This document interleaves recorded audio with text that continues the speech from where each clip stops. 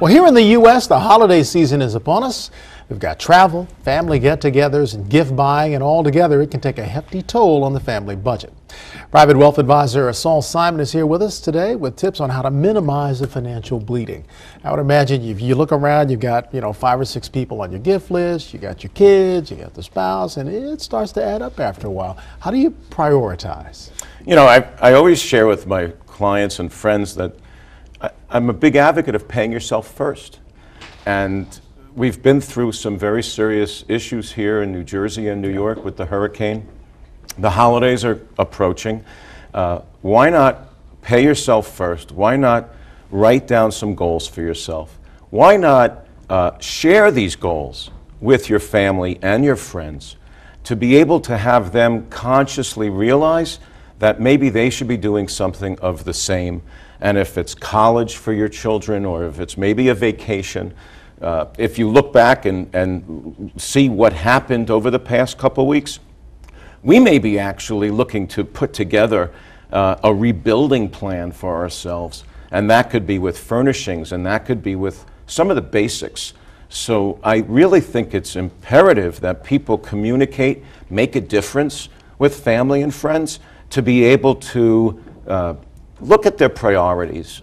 Very often we're going to have people over our house.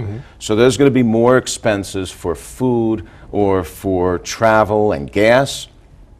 Maybe we should have a potluck dinner.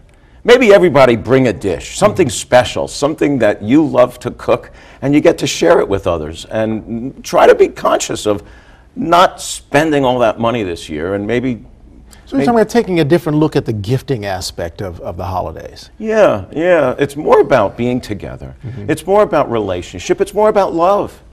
And if we're able to convey that and maybe send an email or send and communicate these thoughts, you'll be making a difference not only for your own family but also to others. And less about spending money. Yeah. I often say to, again, friends and clients, what does money mean?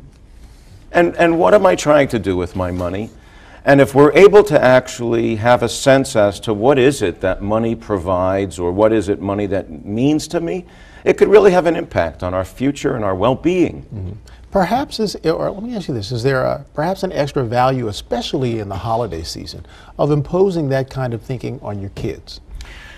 I'm charitably inclined, and I always want to share that and teach that to my own children. When I see the amount of toys that children receive, including my own, for Christmas or Hanukkah, very often they rip through these presents so quickly that they almost discard a few after they open up with excitement and joy. Why not maybe let's make a plan and say, look, you're going to get a few presents. Why don't we take one and give it to some people that are of need? Or that goes for vacation. Does a vacation qualify as a gift today? And have the children actually have some value and meaning? Or maybe have the child look to purchase a present, depending on the age, for a sibling, or for their mother or their father. So they actually have some appreciation. It could be a bag of popcorn, but I'm just being candid to say there's an opportunity to teach these types of values, these money principles that can just really have an impact on not only the confidence of the child and having that child feel good about giving, but also have them understand, what does money mean?